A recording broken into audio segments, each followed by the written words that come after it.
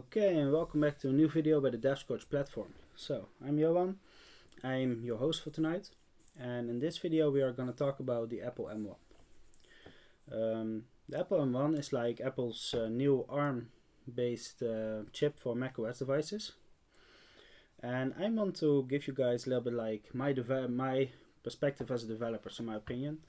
As some of you maybe know, I'm an iOS/macOS developer, and I like to specialize in the Apple ecosystem.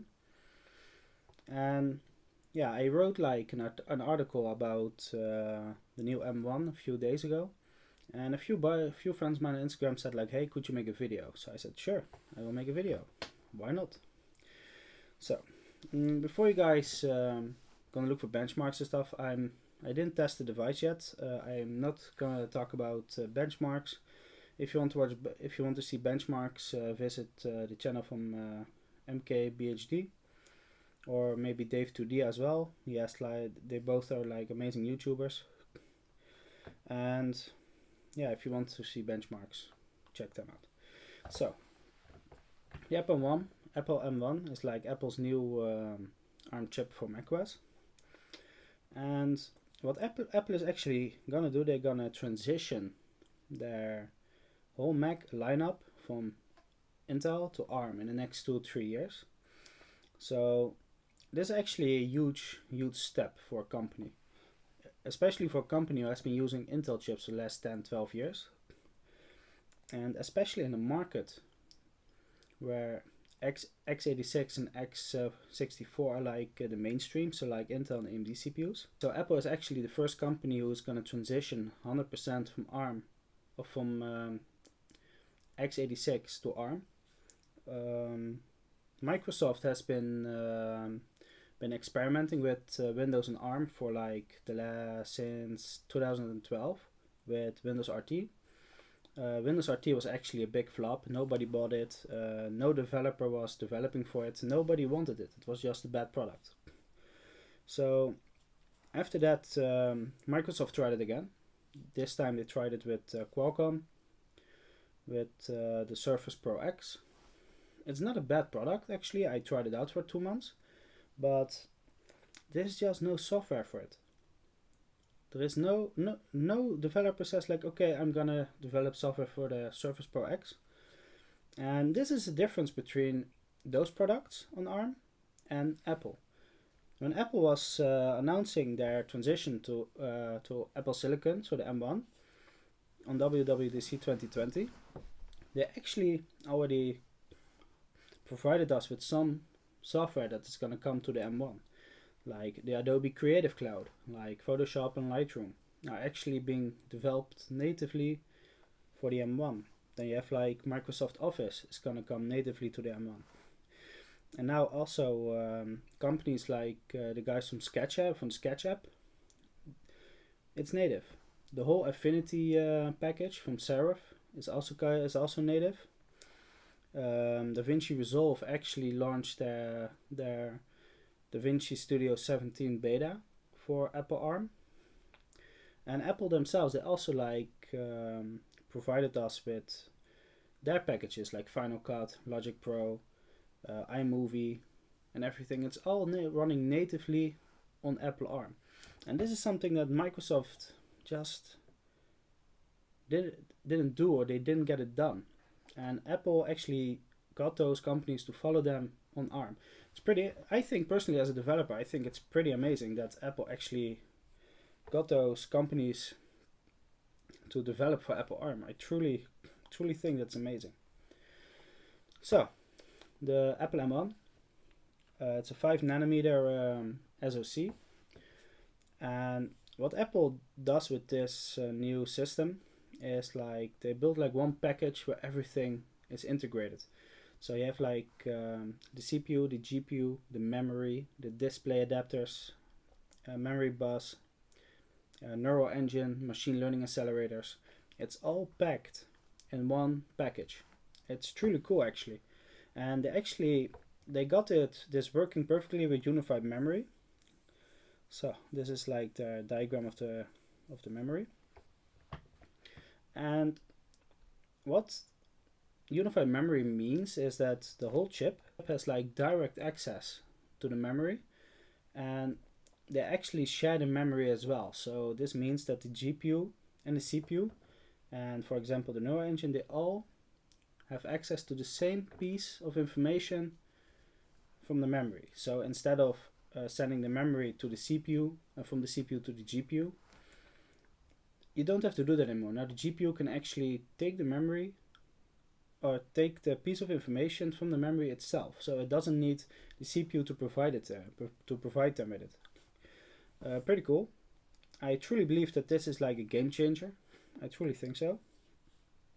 Of course, unified memory is nothing new. Unified memory has been theorized like 30 years ago. They were already talking about unified memory in computers. But as always with like great technologies, sometimes the time is not ready yet. They didn't have the technology back then to build it. And this is something that AMD and Apple have been doing now. AMD for more than a year, I think, and now Apple does the same.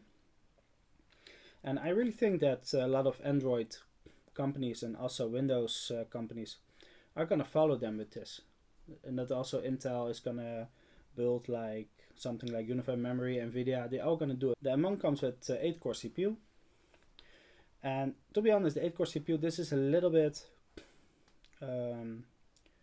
it's not a lie, but it's not completely true. The SoC has like 8 CPU cores, that's true, but it has 4 high performance cores and 4 low performance cores. And what this means is that the high performance cores run like programs and workloads that need high performance, and low performance cores actually do like the really small things, like when you're browsing the web or when you're writing an email and so on. But one thing that Apple actually does with their SoCs, and they have been doing this since the iPad SoCs, is that they can initialize or utilize the whole chip at once. So they can actually let the high performance cores and the low performance cores work together to get a task done. And the coolest thing about this is actually that the SoC architecture actually knows how to scale this.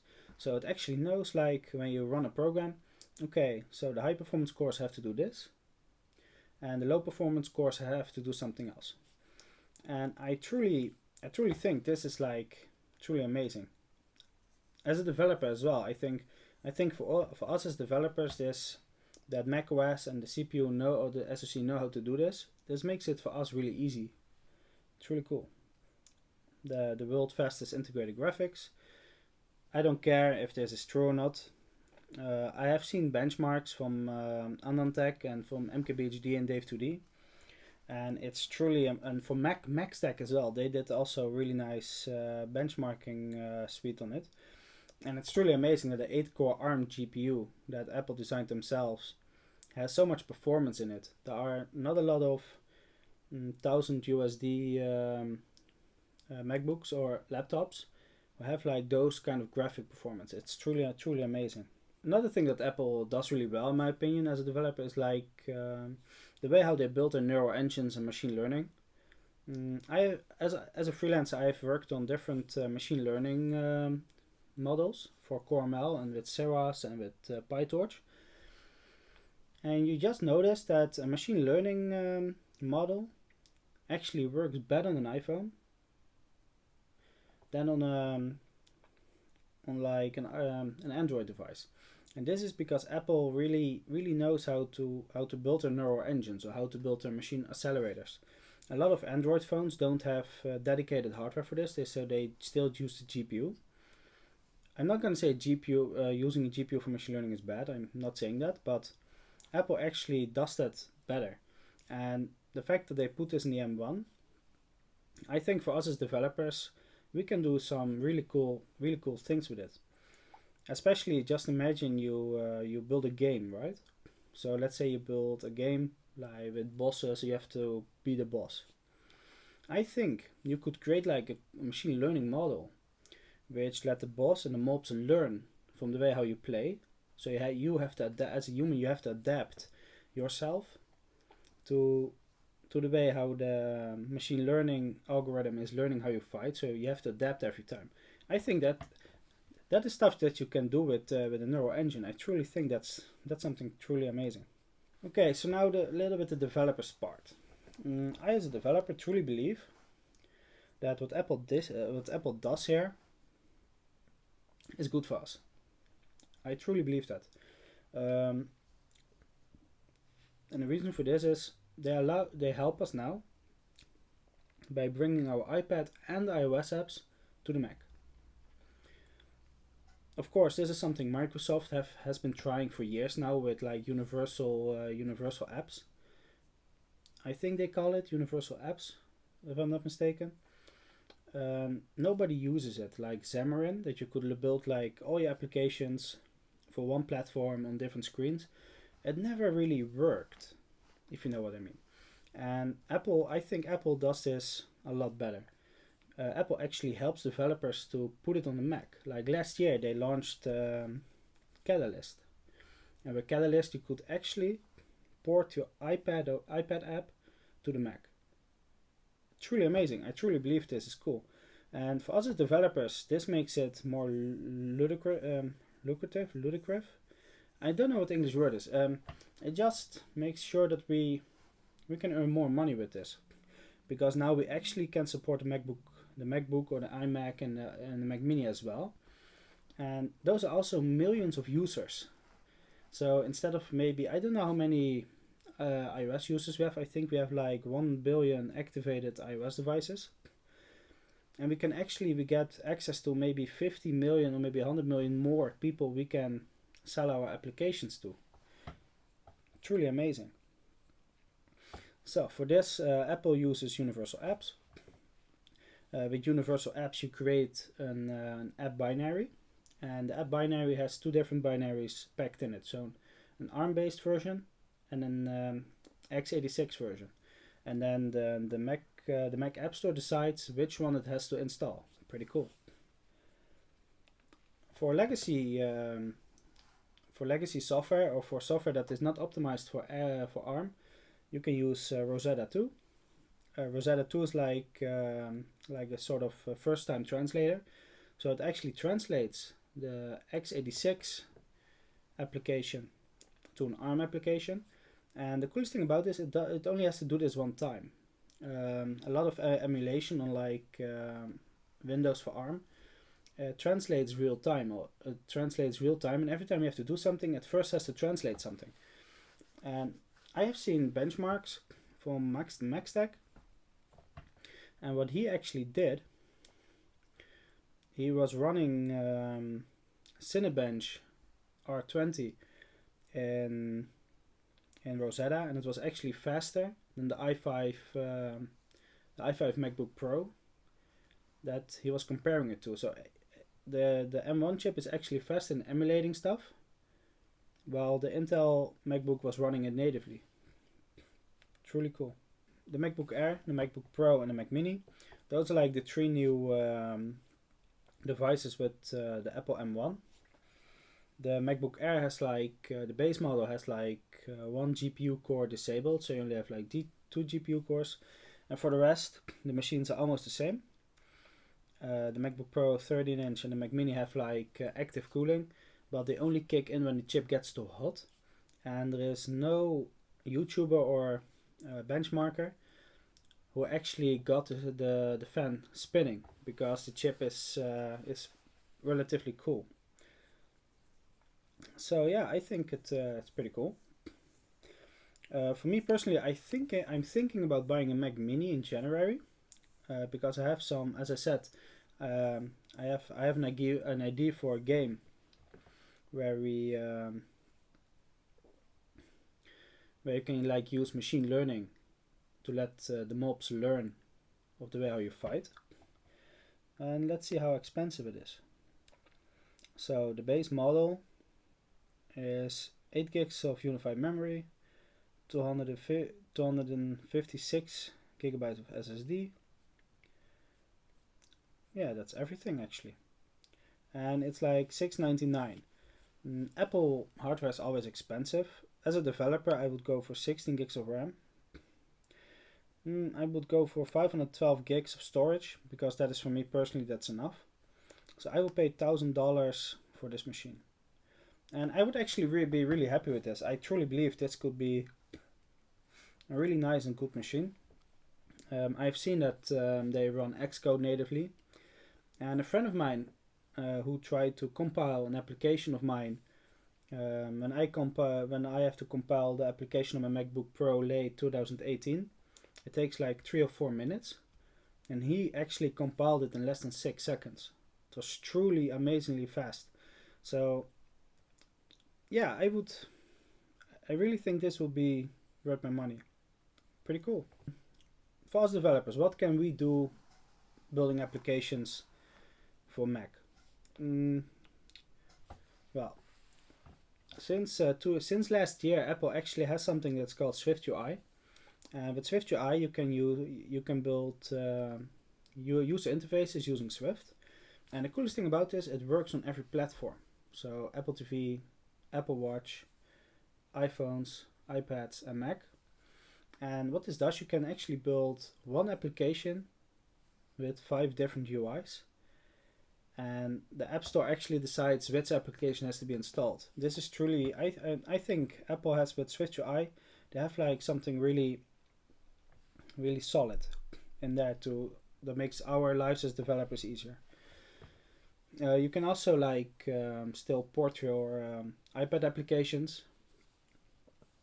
I heard from friends of mine that the changes they have to make is minimum. Some friends of mine only have to recompile it for ARM and translate it again, and it works. And yeah, so my opinion as a developer is that I actually believe that what Apple did here with the M1 is something that only Apple can do. I truly believe that. I truly think that what Apple did with the M1 is going to be amazing for us as developers. I truly believe that. And the reason why is they just give us better tools, like for example SwiftUI, universal apps, and they even gave us Rosetta too. We have the tools now as developers. We already have the iOS, the iPadOS, the watchOS, and the tvOS people, or the customers who actually want to buy our applications. And now it makes it for us really easy to launch our Mac applications as well. For people who actually worked with macOS, like AppKit, I truly hated it. I mean, when you compare it to UIKit in the past, AppKit was total garbage, in my opinion. I've been building an application, it's called Overtime. It's built in SwiftUI, and it actually runs natively on iOS, the Apple Watch. It runs on iPadOS and macOS, and I didn't have to change anything. I only had to change a little bit of the UI. And I think as a developer, and this is truly my own opinion, that the way how Apple is transitioning to ARM is going to be amazing for us as developers. I think for customers it's going to be a little bit get used to. But if you can see what they can do with the M1, I'm really hyped for what they're going to do with the M1X, or maybe the M2, the M3, and the M4. So yeah, I think it's great. And I also hope that other developers who are going to watch this video are going to talk with me. Maybe you guys have another idea about this. I believe that everybody has the right on its own opinion. Doesn't matter who you are, how you are, what you do. But I like to talk about it. So if you guys have an idea, if you say like, no, you're wrong, tell me. If you guys think that I'm right, talk with me about it. And yeah, let's get a discussion going. I really hope that you enjoyed this video. I hope that you understand a little bit what I wanted to do. So I wanted to tell you guys as a developer what I think of the Apple M1. And yeah, if you like this video, give me a thumbs up. At the time of recording, I'm almost at 40 subs. If you want to see more videos like this, please subscribe. I'm also making tutorials about Swift development, and I'm also recording some courses. So yeah, please give a like. If you didn't like it, you can dislike. and I hope to see you next time in another video. Have a good night.